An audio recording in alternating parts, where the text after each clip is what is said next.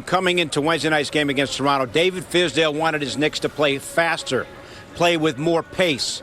What ended up happening the other night? Believe it or not, the numbers tell us they played slower. I mean, according to pace anyway. And it was something that earlier in the week in practice, David Fizdale actually had them practice with a 12-second shot clock just to get them into their offense and, to speed them up. And it looked like early in the game, you saw Frank Ntilikina really get the ball up the floor and try to get quick offense. And that's what Fizdale wants. Get to our stuff quicker, he said. Get up the floor faster. And said, the speed of the team is actually fine. And you see Frank Ntilikina pushing the ball. You see right here, turnovers is where the Knicks really are good at getting out and getting into early offense. It's really when the other team scores that they tend to slow it down. But let me explain pace real quick here, because it's the amount of possessions a team gets in 48 minutes. And it can be important at times. The Knicks play at a 98.56 pace, which is one of the lowest in the league. So that's slow. The top pace is like the Bucks at 106.52. And they're a great team. But in fact, in the top 10, there aren't many teams with winning record that play at a high pace.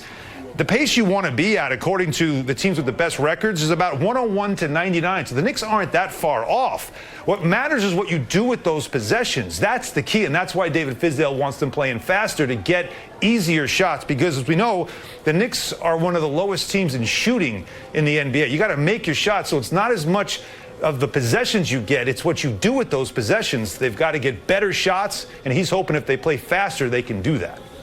Alan, the Knicks coming to this game only 4-14, but a saving grace for them.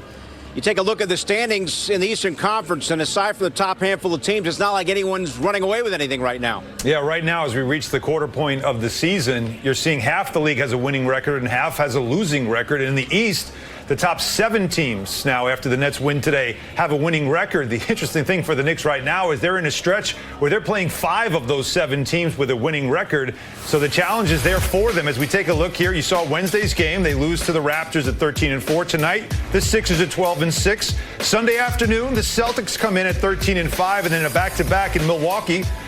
15-3 are the Bucks. Then later the next week on Saturday, they'll play the Pacers. Now, the one team we don't have on there, aside from the Nets, who they've already faced a couple of times, is the Miami Heat, and we won't see them until later in December 20th. So the challenge there for the Knicks to try to match up against the top teams in the East. And don't forget about Denver being in town here on December the 5th. That's Thursday night. All right, Alan, how about a stat of the night? The stat of the night involves the Knicks and the 76ers and some history the Knicks are trying to avoid, and that is that they've so far lost 9 straight games to Philadelphia going into tonight's game.